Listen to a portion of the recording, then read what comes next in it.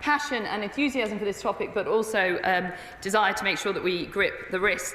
Our institute is the first institute in the world to be doing pre- and post-deployment testing in line with the agreement that we made at Bletchley Park. I can't get into the specifics of which models we're testing, as I'm sure the Honourable Member would understand this is highly commercially sensitive information. But what I can assure him and the House, where risks are found, we do expect relevant action to be taken, and the responsibility of developers is to ensure that their models are safe. But of course, government is committed to holding them to account. Oliver Hill. Does my right honourable friend agree with me that to spread best practice in this field is perhaps the most important thing? And so, for example, with the health benefits that have already been mentioned of AI, for example, in the diagnosis of bowel cancer, these are things which are about promoting the health of the public at large, and these need to be pushed forward with urgency. It's not just enough to try and slow things down and over-regulate. I absolutely agree. AI has the potential to be revolutionary, especially in areas like healthcare, which is why at the summit we announced a £100 million pot to accelerate some of our existing healthcare missions. And we are working hand in hand with the Department of Health and Social Care on this very important topic. Shadow Minister Matt Rodder. Thank you, Mr. Speaker. AI is an incredible new technology and it can help the NHS to save lives. But there are also risks, such as the danger of deep fakes. And the government has been warned about these risks. Yet time and again, ministers have dithered and delays, and the government's failure to act was highlighted in the FT this week. So could I ask the Secretary of State, has the government run out of ideas, or is it just scared of its own backbenchers?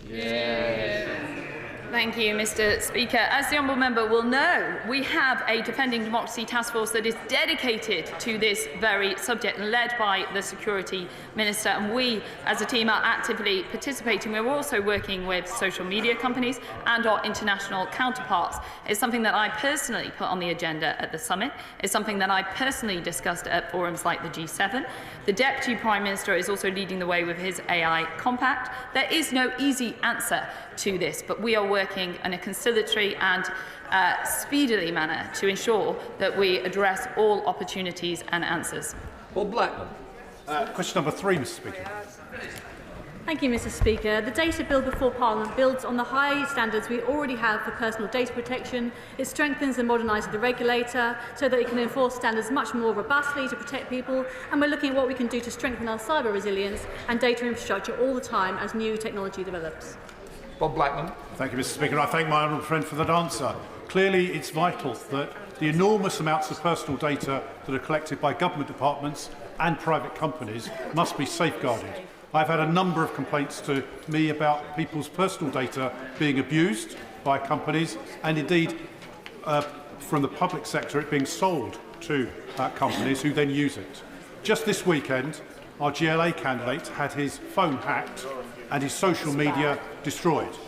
That's equally important as a demonstration of what can happen to democracy when data is abused. So can my honourable friend take further action to safeguard people's personal data?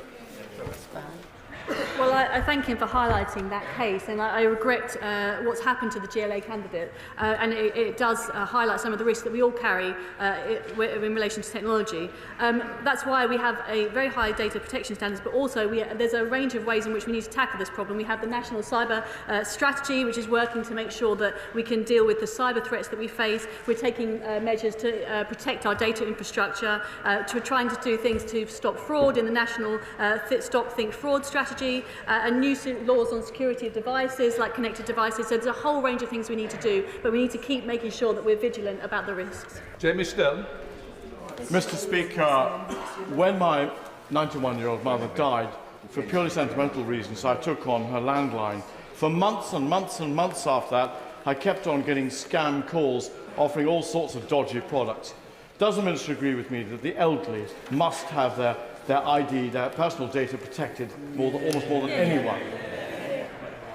Well, I'm sorry to hear about the experience of my honourable friend's mother, and I'm afraid it's one that's shared by constituents across the country. That's why we have taken new measures in the data bill to try and deal with these problems of scam calls and try and make sure we can see data and see where those numbers are and take action so we can block them on bulk. But I appreciate what he's saying, and it's something that we must tackle.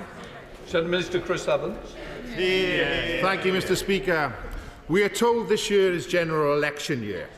Already in other countries, we have seen those who want to manipulate democracy use AI to scrape together personal details, like someone's face and voice, allowing them to falsify candidates' views. And I think it was quite pertinent the Honourable Member for Harrow East raised that about a GLA candidate. As we quickly approach the second half of the year, when we are told the Prime Minister will finally call the election, will the government commit to ensure personal details are protected for candidates, voters, and above all democracy as a matter of urgency? Well, we absolutely share those concerns. That's why we have a Defending Democracy task force that's working across every government department to look at the threats to our democracy. And it's a very substantial threat that we face, and one that we all have to be mindful of in the way in which we conduct ourselves as candidates. AI and fakes and the protection of data is one element of that, but I want to assure the House that we have a whole range of measures that we're taking to make sure that the protection of this coming general election is robust. SNP spokesperson Carol Monaghan. Thank you, Mr. Speaker. Individuals' personal data is not safe in Tory hands. A recent article in The Guardian reported that senior Tory party officials plan to make millions from selling off their own members' data through the True Blue app. Now, if the Tory party is happy to sell off personal data of their own members, how can the public possibly have confidence that their data is safe under this government? The allegations that the lady has put forward, I mean, they were written in The Guardian. They're not any that I have seen myself. I'm presiding over the data bill. I have seen no evidence to suggest that we are trying to bring forward laws that would do such things. Thank you, Ford. Thank you, Mr. Speaker. Ofcom is the independent regulator of the Online Safety Act. The government is working with them to implement the Act as quickly as possible, including the relevant secondary legislation. Ofcom is taking a phased approach to bringing the duties into effect and is consulting on guidance and codes of practice. Offences around serious online abuse came into effect the 31st of January this year. Vicky Ford. The Online Safety Act did introduce many measures to keep children safe online, but given the increased concerns about children's online safety, does she agree it is now time to go even further and introduce a child-safe phone, thus ensuring that at a minimum all phones intended for children are properly fitted with parental controls to stop children from accessing harmful content? Thank you, Mr. Speaker. Indeed, the government did produce world-leading legislation when it comes to online safety, which puts the onus on social media companies and not the parents. I know that my honourable friend has spoken about information before, which is particularly important in making it as easy as possible for parents. She does raise an important point regarding device-level controls, and I can assure her that I'm listening not just to members of this House, but also to parents too. Alex Davis-Jones. Yesterday, the government finally backed Labour's calls and announced they would be making the creation of deepfake porn a criminal offence. However, it is disappointing that the government continue to adopt an intent-based approach over one of consent in relation to these crimes.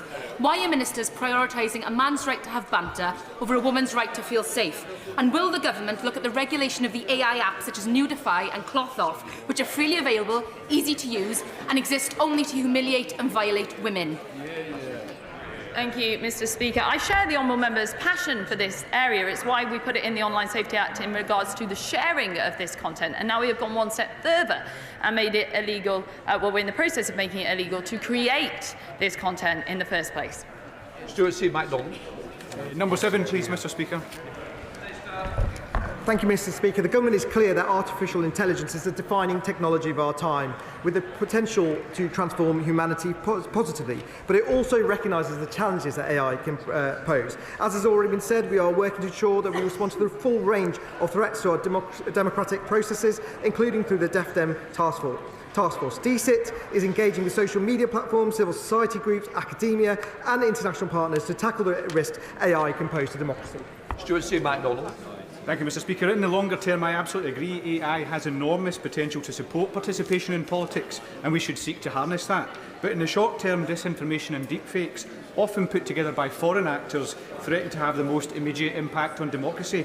So what risk does he believe that AI poses to this year's election in particular, and what steps is he taking to alleviate those risks?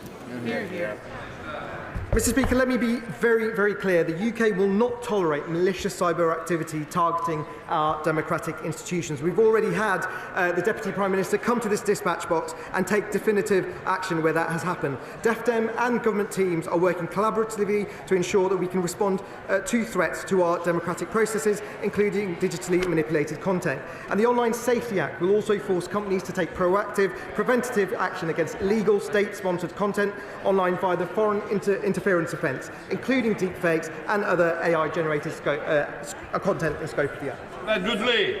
In 2 short sentences, will the Minister reassure us that AI is not going to destroy not just destroy democracy, but the human race as well?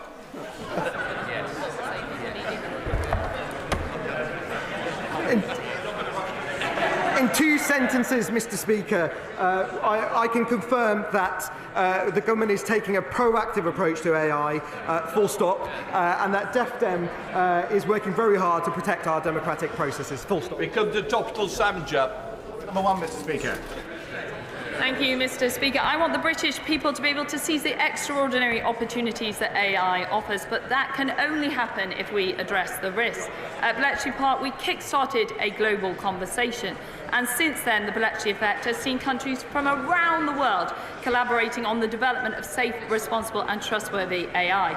2 weeks ago, I signed an agreement with the United States allowing us to collaborate seamlessly on AI safety testing, and last week, we announced the date of the 2nd AI Safety Summit in Seoul.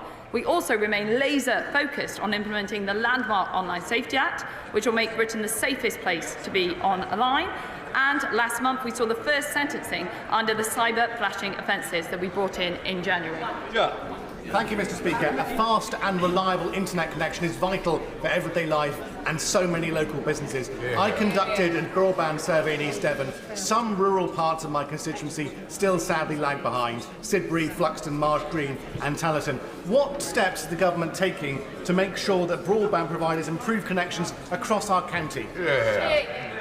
Well, I'm glad to say that over 75% of premises in his constituency can access gigabit-capable broadband. That's up from 6% in 2019. But we want to do more, so we've included Mid and East Devon in our cross-regional framework for Project Gigabit, and that's currently undertaking pre-procurement market engagement, and we hope to be giving news very soon. Shall the Secretary Peter Kyle? Thank you, Mr. Speaker. The first act of this Prime Minister was to promise a government of professionalism and integrity. Yet here we have a Secretary of State who uses her position to accuse a British scientist of being a terrorist sympathiser. She goes on to use public money to settle her libel, and then she tries to cover up just how much taxpayers' money she wasted. Can she tell the House, are these the actions of someone with integrity and professionalism? Yes or no? Thank you, Mr. Speaker. As the Minister responsible for UKRI, officials in my department alerted me to a tweet which stated, "This is disturbing. Suella Braverman urges police to crack down on Hamas support in the UK," with no further context or wording. This was posted by a representative of an EDI board that sits under UKRI. At the time, like many others, I was indeed concerned and used the forum in which she used to alert UKRI to my concerns. This was highlighted using that medium, but on receipt of the letter, UKRI CEO themselves said that they were deeply concerned and launched an investigation. Thank you, Ford.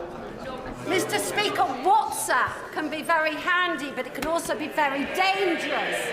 Its end-to-end encryption means even the most vile illegal content like child sexual abuse cannot be policed or prevented. Given the obvious dangers to children, does she agree that it is woefully irresponsible of Meta to reduce the age for WhatsApp to 13? Thank you, Mr. Speaker. We are pro-innovation but also pro-privacy. However, it is clearly not right for anyone to be exposed to such harms as sexual abuse, extortion or grooming on any service. Platforms must have robust processes in place to safeguard children in response to the Online Safety Act. Responsible encryption has an important role to play in protecting privacy, but it shouldn't compromise safety, and Ofcom will take robust action when this is compromised. Thank you, Mr. Speaker. At the Lord Science Committee, the Secretary of State said there had been no surveillance of academics in that case. Mr. Speaker, what was the evidence which she based her decision to write to the UKRI Chief Exec on then? Mr. Speaker, I've answered that multiple times. An official alerted me to these concerns. I then saw the tweet myself, and also I asked the department for further advice. The Kettering-based company Intertech is the only company in the world that can manufacture and completely recycle circuit board technology. The potential for it and for the UK is huge. Would the Minister for Science, Research and Innovation be kind enough, please, to visit Intertech in Kettering to see this groundbreaking innovation for himself? Mr. Speaker, Intertech is indeed a great example of innovation in sustainable electronics. I was pleased that they've benefited from £250,000 in UK support, and it would be my pleasure to visit my honourable friend's constituency in Kettering, and I believe we've got a date soon. Gregory Campbell. Mr. Speaker, Northern Ireland should have virtually 100% access to fibre broadband, which is a first in any of these islands, following the confidence and supply agreement with the previous government. Does he agree with me that regions like Northern Ireland and other regions in the UK should take full advantage of that broadband access to maximise employment opportunities across these islands? Absolutely, he's right about the importance of gigabit broadband to the economy. And I'm very glad to say that 95% of Northern Ireland has that access. So it's the highest percentage in the country, and that's a tribute to the work done between the central government and the Assembly. Sir Edmundley. Why should people living in rural areas be second-class citizens when it comes to mobile phone coverage? Well, we agree. That's why we have the Shared Rural Network programme that is dealing with a lot of those not-spot problems. Tim Johnson. Thank you, Mr. Speaker. Minister, the number of black students entering into STEM are even in great numbers. So can you say what you're doing to identify the challenges and what you're doing to help progression of black students in STEM? Mr. Speaker, the government is absolutely committed to expanding STEM opportunities. A key way of doing that is building mathematical capabilities, helping girls and minorities stick with maths. That's why the Prime Minister announced our ambition to see all young people receive maths education until aged 18. Final question, Nigel Mills. Amber Valley has a high incidence of respiratory disease, so what more can the government do to increase investment in research into respiratory conditions in the areas that need that research the most? I'm clinging on you. The Medical Research Council is benefiting from the highest ever level of research spend. I'd be very happy to meet with my honourable friend to talk about what more we can do in this important area. We now come to Prime Minister's questions. Sir Len Saxby. Question 1, please, Mr. Speaker. Prime Minister. Mr. Speaker, we are joined today in the gallery by postmasters caught up in the Horizon IT scandal. It is one of the greatest miscarriages of justice in our history, and that is why we've introduced a bill to quash convictions, delivered schemes to ensure swift compensation, and established an independent inquiry. Mr. Speaker, this morning I had meetings with ministerial colleagues and others. In addition to my duties in this House, I shall have further such meetings later today. Sir Len Saxby. Mr. Speaker, does my right honourable friend agree towns like Barnstaple, the main transport hub in North Devon serving hundreds of square miles, should have a fully functioning bus station, as Lib Dem run North Devon Council has not reopened now since the pandemic, leaving residents out in the cold with no public facilities? As people start to feel the difference with tax cuts and falling inflation, does he agree we should be making it easier for people to use the bus, come to town and support Barnstable's local economy? And will my right honourable friend join me in calling on the Lib Dems to get on with reopening the bus station? Well, Mr. Speaker, we know how vital bus services are for communities right across the country. That's why we're providing Devon with £17 million to deliver better bus services, and we introduced the £2 fare bus cap, but I know my honourable friend, the Secretary of State for Transport, was recently visiting my honourable friend, seeing the benefits of reopening Barnstaple bus station, and it's clear that the local Liberal Democrats should just get on and do it. We now come to the Leader of the Opposition, Keir Starmer. Can I too welcome the postmasters in the gallery in their quest for justice. And Mr. Speaker, this week we marked 35 years since the disaster at Hillsborough, and the enduring courage and determination of the families must be marked by the passing of a Hillsborough law. Mr. Speaker, we also lost Lord Richard Rosser, a lifelong member of the Labour Party. He will be greatly missed, and our thoughts are with his wife Sheena, his family and friends. Mr. Speaker, I'm privileged to be the proud owner of a copy of the former Prime Minister's new book. It's a rare, unsigned copy. It's the only unsigned copy. It's quite the read. She claims the Tory party's disastrous kamikaze budget that triggered chaos for millions was, her words, the happiest moment of her premiership. Has the Prime Minister met anyone with a mortgage who agrees? Well, Mr. Speaker, all I'd say is he ought to spend a bit less time reading that book and a bit more time reading the Deputy Leader's tax advice.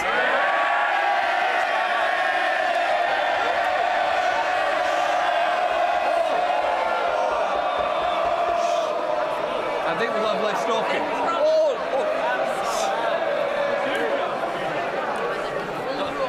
I want to get through PMQs.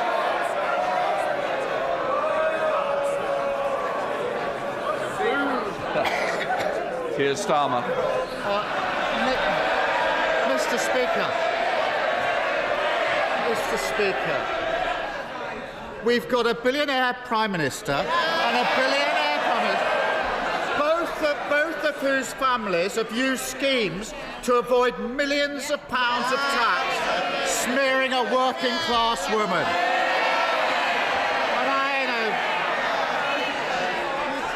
And the Prime Minister, the former Prime Minister, has a long list of people to blame for the economic misery. They don't want to hear it. They made her Prime Minister, and millions of people are paying the price. She's got a long list of people to blame. She blames the Governor of the Bank of England, the Treasury, the Office for Budget Responsibility. The American President is blamed at one point. We even learned that the poor old lettuce was part of the deep state. Does the Prime Minister agree with me that it's actually much simpler than that? It was the Tories' unfunded tax cuts, tens of billions of pounds of unfunded tax cut, that crashed the economy and left millions paying more on their mortgages, wasn't it? Mr. Speaker, everyone knows that 2 years ago I wasn't afraid to repeatedly warn about what her economic policies would lead to, even if it wasn't what people wanted to hear at the time. Mr. Speaker, I was right then, but I'm also right now when I say that his economic policies would be a disaster for Britain. He would send inflation up, mortgages up and taxes up, and working people would pay the price. Well, I appreciate the Prime Minister having the stomach to say it out loud, but everyone knows it's the Tory party's obsession with wild, unfunded tax cut that crashed the economy. We know it, he knows it, they know it, and the whole country is living it. So when is he finally going to learn the lesson from his predecessor's mistakes and explain where the money is coming from for his own completely unfunded £46 billion promise to scrap national insurance? Mr. Speaker, when my predecessor was running for leader, to use his words, I did have the stomach to argue out loud about her economic policies, had the conviction to say that they were wrong. But, not once, but twice, he tried to make his predecessor Prime Minister. Despite him opposing NATO and Trident, ignoring anti-Semitism and siding with our enemies. It's clear what he did. He put his own interests ahead of Britain's. I think actually when he was running for Prime Minister, for leader, he was explaining how he's funneling money from poor areas to pay it into richer areas. We know what his record is. I notice he's not denying the £46 billion promise to scrap the national insurance, but is refusing to say where the money will come from. And we've been trying for months to get to the bottom of this. So now's his chance. No more spin, no more waffle, no more diversion. I know that'll be difficult. He can either, Mr. Speaker, this is the choice, he can either cut state pension or the NHS that national insurance funds, that's route one, or he can put up income tax.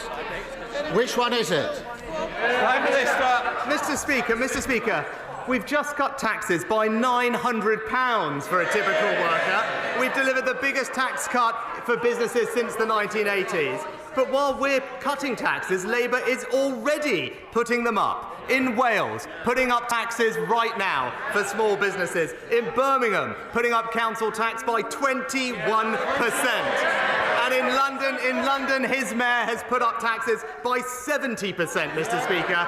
And this is just a glimpse of what they'd do if they got in power. A few weeks ago, he finally admitted it to The Sun. What would he say he would do? I quote, he said, "We would put up taxes."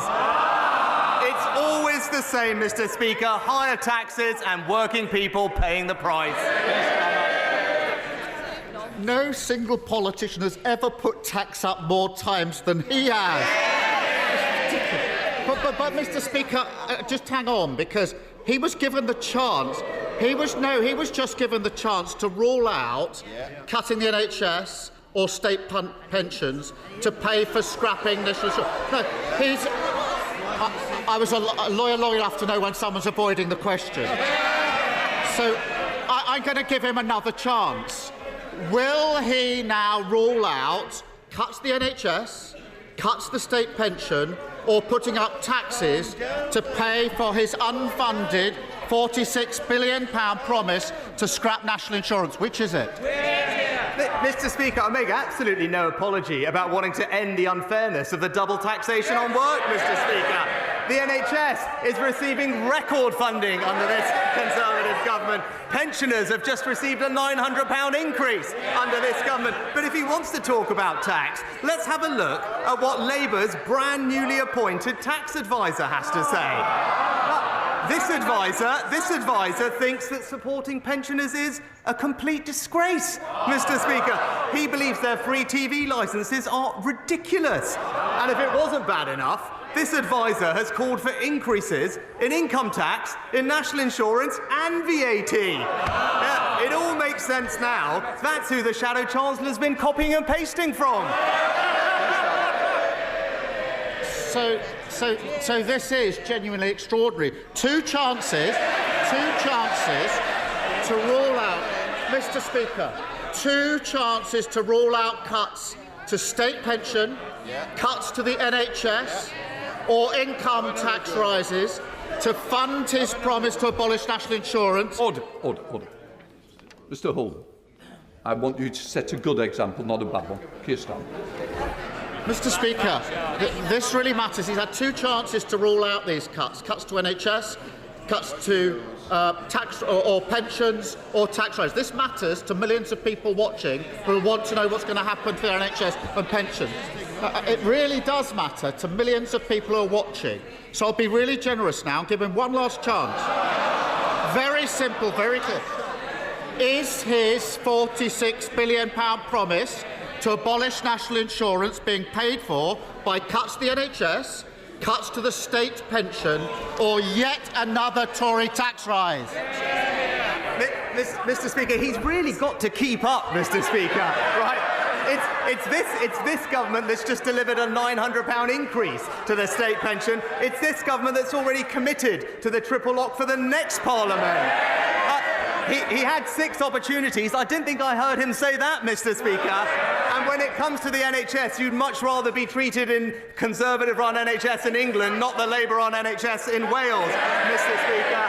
But it's another week where all we heard is political sniping, Mr. Speaker, not a word about their plans for the country. He's failed to acknowledge that since we last met, taxes have been cut by £900, state pensions gone up, free childcare has been expanded, wages have risen for 9 months in a row, Mr. Speaker, and just today, inflation down again to 3.2%. Our plan is working and the Conservatives are delivering a brighter future for Britain.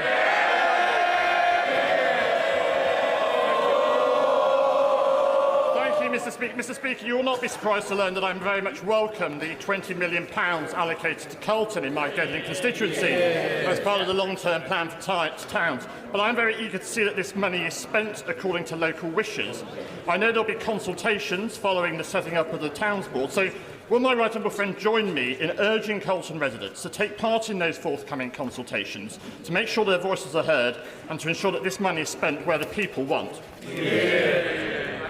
Can I thank my honourable friend for his tireless campaigning on behalf of the residents of Carlton. Our long-term plan for towns means that 75 towns across the country, including Carlton, will benefit from £20 million each to invest in their local area. But crucially, as he said, that will be in the hands of local people deciding on their priorities for the place that we live, whether it's regenerating local high streets, investing in parks and green spaces, or tackling antisocial behaviour. We're levelling up across the country, and he deserves enormous praise for his role in securing that investment. SNP leader Stephen Flynn. Thank you, Mr. Speaker. This week, a former Prime Minister who oversaw a financial crash before being unceremoniously turfed from office told the public the truth, and I'm not referring to that one, Mr. Speaker, because on Monday, Gordon Brown told the people of these Isles that the forces pulling Britain apart are greater than the forces holding it together. So maybe the Prime Minister can find some time this afternoon to perhaps agree with just one of his predecessors. Well, Mr. Speaker, where I do agree with my predecessor very strongly is that Scotland would be far stronger inside the United Kingdom. Stephen Flynn. Mr. Speaker, of course, where Gordon Brown was also correct was in stating that Scottish independence is not simply off the agenda. And indeed, those remarks were echoed just yesterday by the General Secretary of the Scottish Trade Union Congress, who stated that it remains an unresolved issue, Mr. Speaker, before going on to state, and I confirm, and they may laugh at her, but she said, that can be a very dangerous place to end up in when you are not allowing people to express their wishes in a democratic manner. So may I ask the Prime Minister, does he welcome the fulsome, wholehearted and warm support of the Labour Party in denying the people of Scotland that opportunity to have a say over their own future? Well, Mr. Speaker, we did have a democratic vote on that topic, but what I would suggest to the SNP is that rather than obsessing about independence and indeed wasting time cracking down on free speech and trying to lock up J.K. Rowling, he should focus on what the people of Scotland actually care about: schools, hospitals, jobs and our new tax cuts. Dame Andrea Jenkins. Thank you, Mr. Speaker. I abhor a two-tier policing system, and we must ensure that everyone's treated equally under the rule of law. The Labour Police and Crime Commissioner who investigated the Beergate scandal handed their police chief constable a new 3-year contract whilst the investigation into the Labour Party leader and deputy leader was ongoing. Now, 2 former Labour MPs are overseeing the force due to investigate the opposition deputy leader.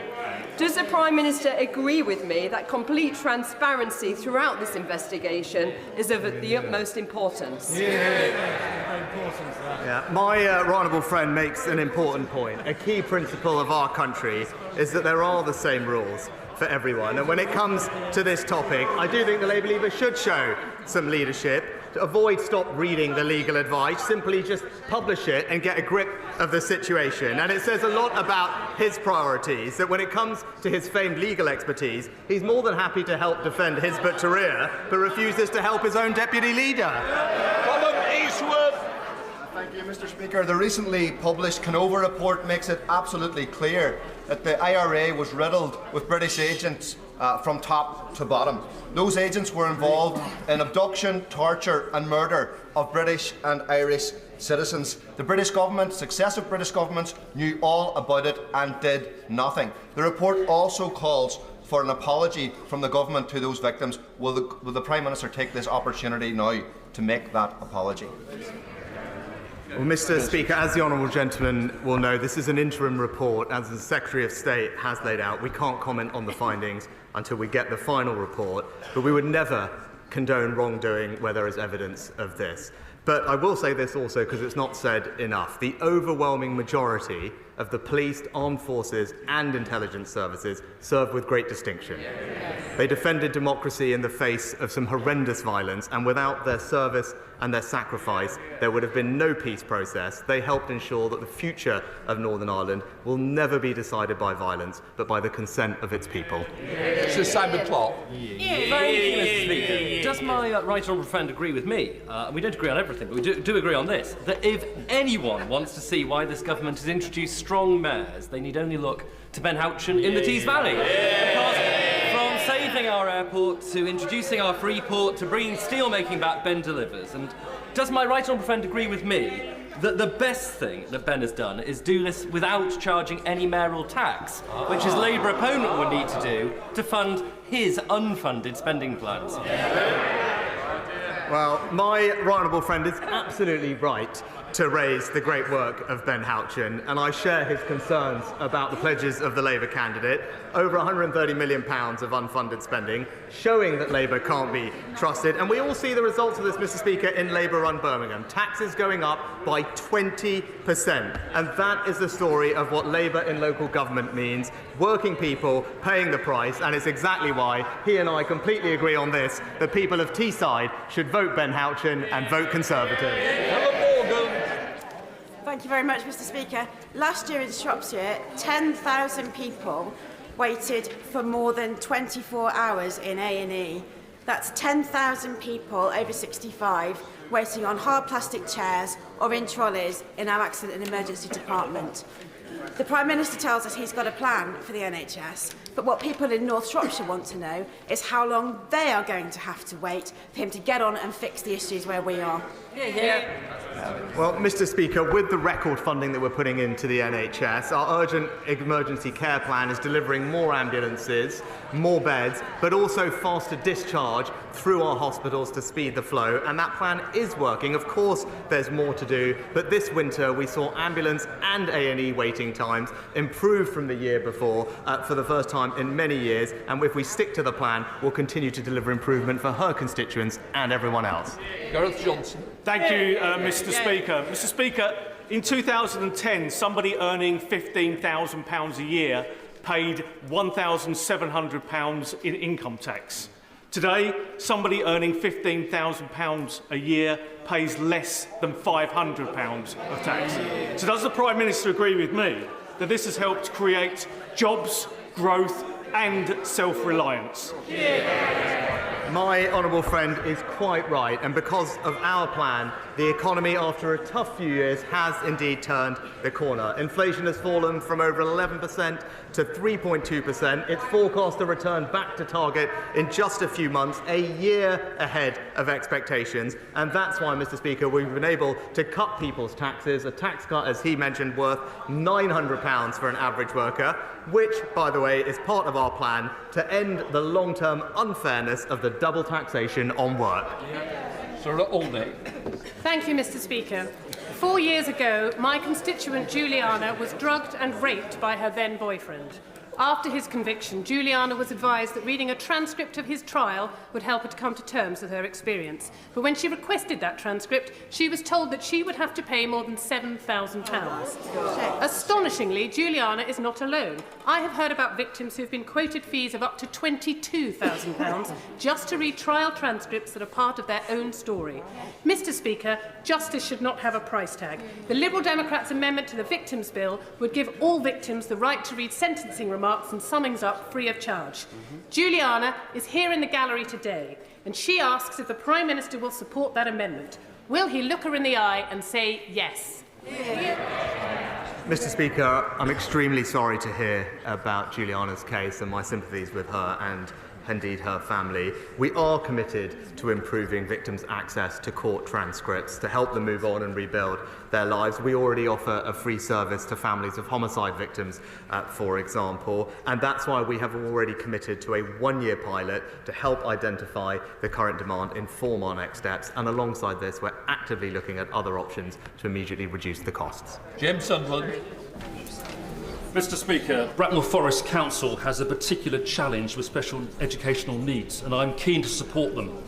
I am grateful to the Government for the recent SEN review, the significant increase in resources and the bespoke safety valve programme for Bracknell, but additional school places are needed now. Could the Prime Minister please agree today to release the funding for our new SEN units at Sandhurst and Edgebarrow schools and commit to fully funding up front our new SEN school in Crowthorne? Can I thank my honourable friend for highlighting how Bracknell Forest Local Authority has worked positively with the department through the Safety Valve programme, and as part of that agreement over the next few years the council will receive £16 million in extra funding to provide the vital education that my honourable friend's constituents deserve. I'm told that the department is still reviewing capital bids for the Safety Valve programme, but they will be in touch with local authorities directly as soon as possible. Daniel Zagner. In the exchanges earlier, we didn't hear much of a defence from the Prime Minister of his predecessor, so perhaps he could tell the House, what does he consider to be her greatest achievement? Mr. Speaker, Mr. Speaker, while the party opposite were busy trying to take us back into the EU and reverse the referendum result, my predecessor was signing trade deals around the world, which have now meant, Mr. Speaker, that Brexit Britain has overtaken the Netherlands, France and Japan to become the fourth largest exporter in the world. Thank you, Mr. Speaker. My constituent, Claire Massey, and one of her two children almost lost their lives in a fire at her home in February 2023. Since then, Claire has been a victim of bullying by aggressive claims handlers and negligent and unprofessional conduct, including violating a policy and withdrawing alternative accommodation by the insurer, Policy Expert, part of the accredited Insurance Europe Group and Limited Trinity Claims Management. Claire has raised institutional failings with the Financial Conduct Authority, which appears toothless. She's also successfully raised individual issues with the Financial Ombudsman, but the delaying tactics of the insurance means she's no closer to a resolution. Claire is here in the gallery today and is asking, will the Prime Minister meet with her and me to look at how we can better protect consumers against bad practices in the insurance industry? And does he agree with me that it is time to establish an Office of the Whistleblower? My honourable friend is an excellent campaigner on behalf of her constituent, and can I extend my sympathies to Claire and her family. Whilst I can't comment on individual cases, I'm sure she'll understand, I know that the Financial Conduct Authority does have the powers that it needs to take action against firms that breach its rules, and further customers can contact the Financial Ombudsman Service, whose decisions are binding on insurers. But I will immediately ensure that the relevant minister meets with my honourable friend to look more closely at the specific issue and the case that she raises. Ukrainian Member of Parliament Mykola Stefanchuk is in the public gallery this afternoon. I'm sure we all wish to welcome him and wish Ukraine, Slava Ukraine. Mykola has told me that Ukraine has the people, Ukraine has the courage, but Ukraine does not currently have the weapons and the air defence to secure her freedom. In light of today's Russian attack on Chernihiv this morning, which has killed at least 10 and injured many more, can I ask the Prime Minister, will he respond to President Zelensky's statement that this would not have happened if Ukraine had received sufficient air defence equipment? Mr. Speaker, it was a pleasure to address members of the Ukrainian Parliament when I visited Ukraine earlier this year. Indeed, it was my first foreign visit of the year. I was the first foreign leader to visit Ukraine and President Zelensky to demonstrate our strong support for the Ukrainian people at their moment of struggle against Russian aggression. We've increased the amount of support that we've given to Ukraine this year, indeed the first major country to do so, and a big part of that support concerns air defence, where we have led in supporting Ukraine's efforts. We'll continue to do so, and also continue to encourage other countries around the world to step up and match our leadership, because we all want to see a future for Ukraine based on freedom from tyranny. Nicky Aitken. Mr Speaker, on a recent visit to Pimlico in my constituency, the Prime Minister heard directly from local people concerned about the eye-watering rise in violent crime and robberies. Does my right honourable friend agree with me that the London Labour Mayor has failed to take advantage of extra government funding to recruit more police, and that on the 2nd of May, Londoners can send him a very clear message: he's let them down? Mr Speaker, Sadiq Khan is failing London. While burglary is down across England, it's up in London. Violent crime down across England, but up in London. And the Labour Mayor is the only one of 43 police and crime commissioners to have missed his police recruitment target. Londoners will have a chance, Mr Speaker, to cast their vote on the 2nd of May, and I hope that they kick him out, because we all know they'll be safer with Susan Hall. My local community is reeling from the discovery of 35 bodies and unidentifiable cremated ashes at a local funeral home. Their pain has been made worse when they realise the funeral plans they'd used their life savings for were fake. Does the Prime Minister agree that in these unique and limited circumstances, banks should offer discretion when deciding if chargeback applies to payment refunds? Can I express my sympathies to the families affected by the case that the Honourable Lady raises? I believe that Ministry of Justice are urgently looking at the matter that she's raised. I'll ensure that someone gets in touch with her as soon as possible. Derek Thomas. Thank you, Mr Speaker. Robotic surgery allows laparoscopic surgery to be performed with increased precision, flexibility and control. This can result in reduced patient complication rates, reduced length of stay in hospital and reduced hospital readmissions. However, there is currently no robotic surgery provision in Cornwall. As a result, residents of Cornwall have to travel to Devon for robotic procedures, a journey of more than 80 miles, 120 miles if you're from Ellerslie, for West Cornwall and Ellerslie residents. Will my friend the PM, the Prime Minister, commit to ring-fence capital funding for Cornwall to establish a robotic surgery service and address the health inequalities our constituents have lived with for far too long? Can I thank my honourable friend for highlighting the potential of this innovative technology for patient care? I'm delighted to see that more generally Cornwall is benefiting from our new hospital programme, providing a new women's and children's hospital in the centre of Royal Cornwall, which he and I discussed when I was last with him. But I can also tell him that NHS England are actively exploring opportunities to expand robotic-assisted surgery. Any decisions on funding new allocations will factor in health inequalities, such as areas with less access to robots today, and I will ensure that the current access to robotic surgery in my honourable friend's local community is appropriately considered by the relevant Health Minister. George Galloway. Mr Speaker, the Prime Minister told us on Monday that he was off to make a telephone call to Mr Netanyahu to urge restraint on a government that has killed and maimed well over 100,000 people in 6 months, 72% of them women and children. Can he tell us how the telephone call went and what he will do if his advice is not taken and an unrestrained war begins? Mr Speaker, I was pleased to speak with Prime Minister Netanyahu, who thanked the UK for their support of Israel's security over the weekend. We also discussed the situation and how Iran is isolated on the world stage, and also I made the point to him that significant escalation is not in anyone's interest, and it's a time for calm heads to prevail. I also reiterated our concerns about the humanitarian situation in Gaza, where I welcome the statements and commitments that the Israeli government have made about significantly increasing aid into Gaza, and now we need to see those commitments delivered. Nigel Mills. Thank you. The residents in Smalley and Denby are now faced by two huge solar farm applications with only a 500-metre gap between them. And both sites are wholly in the Greenbelt.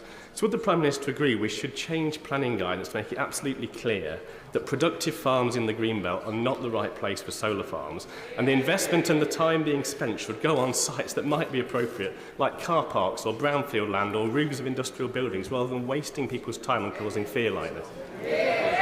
Well, Mr. Speaker, my honourable friend is right that particularly at a time of increased geopolitical risk, we must protect our nation's food security and therefore our most valuable agricultural land.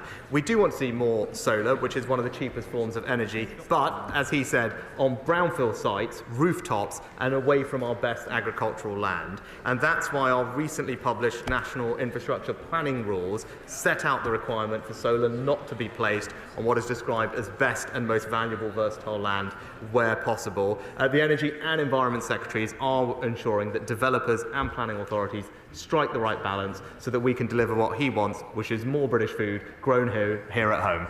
That's from McKinnell. Out recently with Chris McEwen, the mayoral candidate in Teesside, it was clear that residents are really worried about crime. Levels in Tory-run Teesside are some of the highest in the country. Residential burglary rate is 52% higher than anywhere else in the country. When will the Prime Minister realise that he's not only lost control of his party, but of crime in this country too? Mr. Speaker, what a joke, right? But we've got police and crime commissioner elections across the country, and the honourable lady really should look at the record. Under this government, crime has been cut by 50%. 20,000 more police officers. But here are the facts, and this is why it's so extraordinary to hear what she said. People with a Labour police and crime commissioner are more likely to be victims of burglary and twice as likely to be victims of robbery. The facts completely speak for themselves. Vote Conservatives for safer streets. Thank you, Mr. Speaker. Every month, my constituents see the Labour-run Warrington Council spend nearly £4.5 million on interest payments to cover their £1.8 billion debt. Borrowing they've used to spend on an energy company that went bust, offices in Birmingham and Manchester, and even a business park that they purchased through an offshore company, presumably to avoid paying tax. Does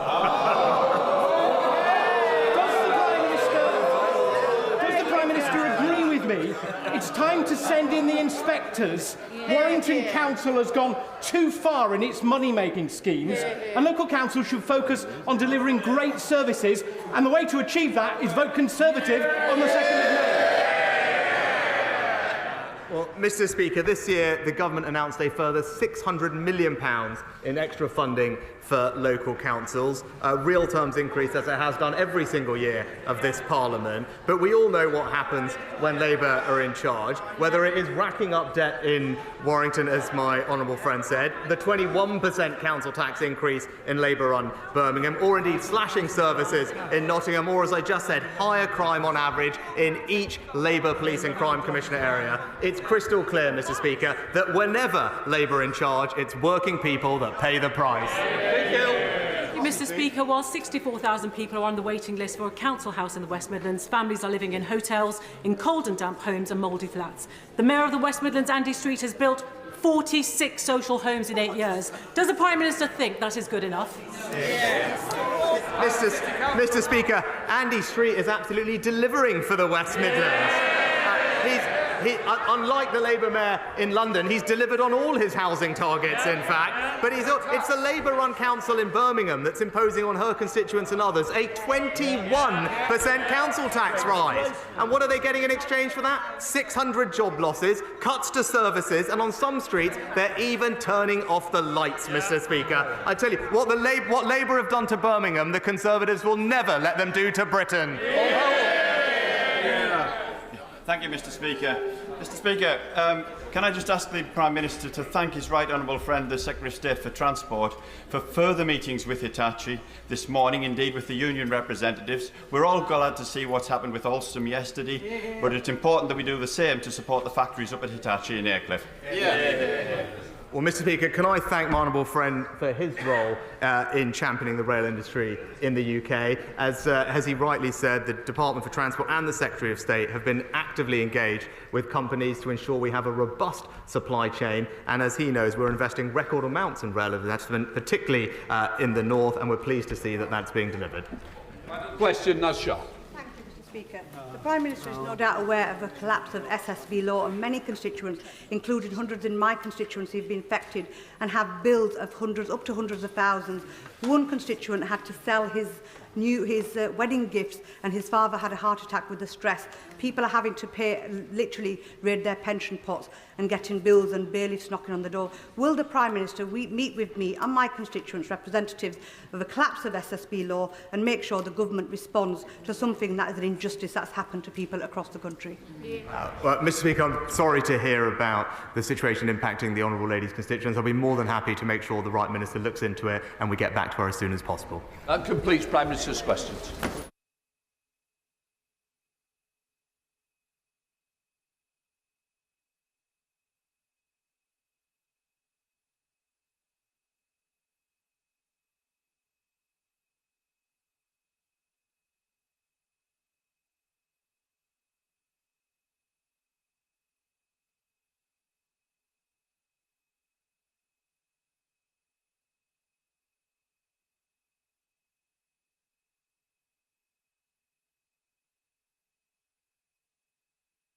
Right, the Chamber's now cleared. We now come to the urgent question. Shadow Secretary of State, David Lammy for... Mr. Speaker, I ask the urgent question to ask the Secretary of State if he will make a statement on the humanitarian situation in Gaza. Minister. Thank you, Mr. Speaker. The Deputy Foreign Secretary is regrettably unable to respond to this question in person, as he is in the World Bank Spring meetings in Washington. I will respond on his behalf. Earlier this month, we passed a grim milestone, 6 months since Hamas's horrific terrorist attack on Israel. The UK government has been working with partners across the region to secure the release of hostages, including British nationals. We want to see the release of all hostages. Palestinian civilians have spent these months suffering, with conditions worsening by the day. The humanitarian situation in Gaza is dire. The Iran attack and our support for Israel have not changed our focus on ensuring Israel meets its commitments to enable at least 500 aid trucks a day to enter Gaza, to open Ashdod port for aid deliveries, expand the Jordan land corridor, open a crossing into northern Gaza, and extending hours at Kerem Shalom and at Nitzana. We're pushing as hard as we can to get aid to Palestinian civilians, and as this House knows, we've been urging Israel at the highest levels to take immediate action on the bottlenecks holding up humanitarian relief. We have recently seen a small increase in the number of aid trucks being allowed to enter Gaza, but not all of them are full, and numbers are not yet close to reaching the levels required, given the severity of the humanitarian situation we now see. We will continue to press Israel to take immediate action to open Ashdod fully for humanitarian aid. Meanwhile, we recently announced new support for a